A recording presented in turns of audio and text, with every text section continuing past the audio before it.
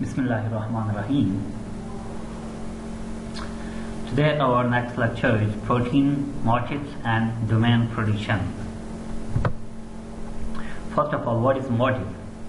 A motif is a short conserved sequence patterns associated with distinct function of a protein or DNA. In a chain-like biological molecules such as a protein or nucleic acid, a structural motif is a super secondary structure which also appears in a variety of the other molecules. Motifs do not allow us to predict the biological functions. They are found in proteins and enzymes with dissimilar functions. So this is the structural motifs. There may be different motifs, as motif is a super secondary structure. First of all, you should know about the secondary structure. What is secondary structure? The secondary structure, there are two types of secondary structure. First one is alpha helix, the second one is beta sheet. These are two main secondary structures in a protein structure. So by combining these secondary structure, it can form a super secondary structure which are called motifs. For example, in this case we have beta sheet, alpha helix and beta sheet. These three secondary structures are combining and forming a super secondary motif structure which is called as motifs. Similarly, there is another motif which contain 4 beta sheets, and this is another motif which contain only beta sheets, and this is a barrel, beta barrels. Beta barrels is also formed only by beta sheets. There may be another types of motifs, that's are sequential motifs. Motifs that are mainly identified in non-coding sequences, for example promoter regions, and the motifs that are found in cis-acting sites are also important for transcriptions. So in this case, we can also find cis-acting sites in our promoter region.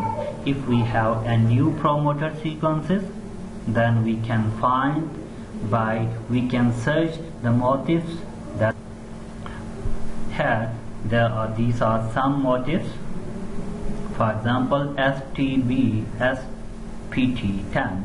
These are transcription factors, and a motif that are present on the promoter is showing TC, TTC. These are conserved in all promoters. This means these are conserved residues should be present there if the transcription factor SPT10 to bind on this promoter region. Similarly, TBP, which is Tata box protein, Tata box protein can bind only Tata box cis-acting sites. So the sites should have TTT, TAT. These are 3 important residues that should be present in promoter region for Tata binding protein interactions. So next, what is domain? Domain, a protein domain is a conserved part of a given protein sequence and tertiary structure that can evolve, function and exist independently of the rest of the protein chain. As in the figure, this is a protein which contains 3 different domains. Means a domain is itself independently formed and has enabled to perform a biological function, and its ability to reform into a 3D structure. So there are three domains, means a protein has three different functions. Each domain may have different. So if these domains are different from each other, then it means each domain has its own biological functions. What is difference between motifs and domain? A motif is a short stretches of amino acids or DNA sequences, and that's not able to independently perform any function, and as it may consist of 20 residues, while on the other hand domain is itself a complete structure and a biological unit that may contain 40 to 700 residues, and the average length of a domain is 100 residues. Another difference is that motif is independently not functional, while domain itself is functional and has three-dimensional structure.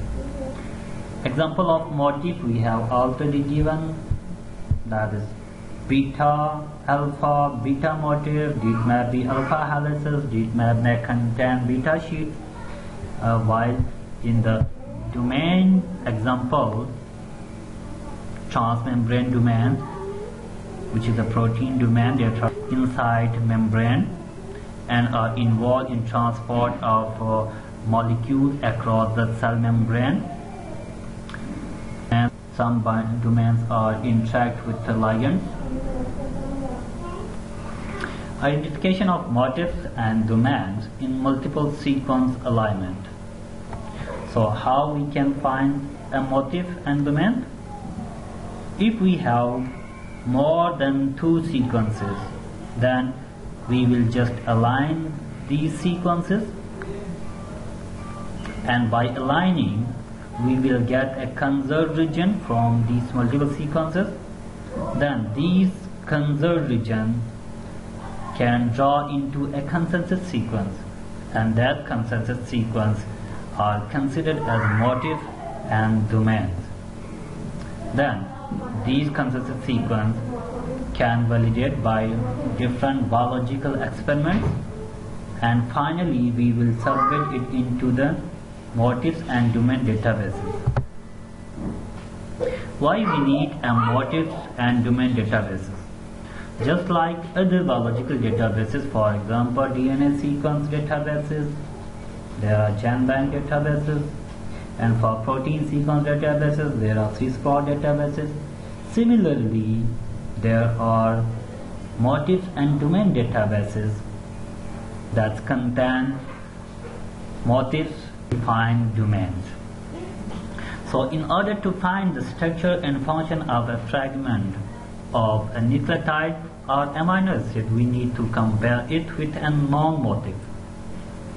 So just by carrying a lost or pairwise alignment, we cannot determine the function and domain of a nucleotide or amino acid sequence. Therefore, we need to search our fragment, our DNA or amino acid fragment into the domain and motif databases, so that we may be able to find the function and structure of our sequence. There are different approaches for the prediction of motif and domain, but one of them that is most commonly used is regular expression approaches. This is a type of approach in which multiple sequences are aligned and draw a consensus sequence. Then that consensus sequence can be assigned a signature by conserved pattern sequences. For example, if the protein phosphorylation motif can be expressed as S, T, X or K, it means there should be three residues. At the first residues it should be either S or T, then followed by X residues, which is unspecified residues. Then at the third position there should be either R, either K. Similarly, another motif we can written as this is another motif pattern, signature pattern, and it can be interpreted as the E amino acid is following by two unspecified residues, then followed by either F or H or M, then followed by again 4 unspecified residues, then next followed by all 20 amino acids excluding proline. The braces shows the exclusion of amino acids. Then at the last position there will be leucine, which is stand for L. There are some databases. The first one is ProCite. This is the first established motif databases that contain consensus sequences and patterns, which are also called sequence signature. It contains thousands and millions of sequence signatures with defined biological functions. And for these databases we can use UniProt KB accessions or PDB identifier or FASTA sequences as an input format. Means if we have any of these data, then we can find the motifs that's present in our sequences using ProCite scan. ProCite scan is a tool just like BLAST, which is used to search similar sequences into the databases. Here is Scan ProCite tool. Scan ProCite tool is a tool that is used to search our query sequence in the ProCite databases. This is the user interface. We can paste our sequence here and just we can then run. And this is the output of ProCite. The output of ProCite gives us name of the domains. For example, our sequence, this is our query sequence, and it contains multiple motifs, and it consists of multiple motifs. The ProCite determines us the name of the motifs,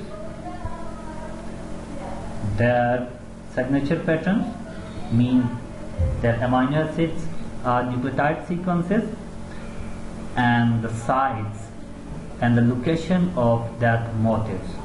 For example, in our query sequence there are many motifs. First one is SEA motifs, the second one is LDRA motifs, and CUB motifs, and so on. So next, another is the Motif Search. The second database, the Motif Search. It is again a types of motif databases, and it also contains thousands and thousands of sequence patterns. And this tool is designed by Kyoto University Bioinformatics Center. Again, we can input FASTA sequences, multiple sequence FASTA file, and sequence identifier as an input. Then the output result, as you can see here, result of motif identifier. In this case, this databases, the motif finder is using as a searching tool. So as an output, there are, this is the query, which is starting from 1 to 1290. 1291, and there are these small blocks are representing motifs that are present in our query sequences. Again, similar to the ProCite output. The motifs also, this database is also finding motifs as well as the descriptions and the sites, and the sites inside query sequences. The next one is the PFAM, which stands for Protein Family Database. This is a very famous and important database that contain thousands of protein families, and it is represented by multiple sequence alignment. Again, the input sequences that we can use are FASTA sequences, multiple sequence file, and sequence identifier. When we input and run the PFAM databases, then this is the output of data, and again it is showing graphically that this line shows our sequences, the background line, and the boxes on the lines are showing domains and motifs. And here is another description of these motifs are given at the bottom of this result. For example, the first one, which is PIPLCX, is a family of phosphatidyl inositol specific for motifs. The second one is SH2 motifs. SH2 motifs that are located at start. It is starting from 555 residues and ending at 3639 residues. So it also gives the bit score. Bit score means the pairwise, the score that can be obtained by the pairwise alignment, and the e-value.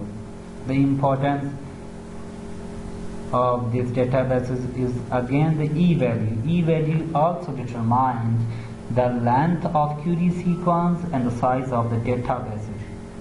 As we already discussed, if the e-value is 10 power minus 50 to 10 power minus 100, then it means that are homologous, but in this case that may be distantly homologous. MEME tools means multiple EM for motif elicitation. This is another tool which is used for to discover the de novo motifs that are present in our sequences. The importance of this tool is to find novel or new Lie motifs that are present in our sequences. For example, if we have a new sequence and we search our sequence in ProSite databases, it may not give any result. Similarly, if we search into a protein family sequence, then again it may not give any result, because our sequence is a new sequence. Then we will use this types of tools to find the motif in our sequence. But the limitation of tools is that the input sequence in this tool should be at least 3 sequences, and we cannot find the motifs by using a single sequences through MEME motif analysis tools. The input data that can be provided is FASTA file containing more than 3 sequences of either it may be DNA or protein sequences. Then this is the output. The output data contains 3 important information. First one is the name of the sequences. The second one is the p-value, which is called probability value. Motifs with different blocks and motif sequences. This is the name of the gene, and this column the p-value, probability value, and these blocks are representing different motifs, and the motifs, the similar blocks shows similar motif. For example, in these 2 genes, this block is also present in this sequence, but similar motifs is repeated 3 times in the second gene. Similarly, it is only 1 time present in another gene, and so on. So you can perform your own experiment by using this sequence. Please use this sequence and carry and search it into ProSite databases, Motif Search databases, protein databases, as well as Motif tools. So this, if you have any question, then you can ask. Thank you so much.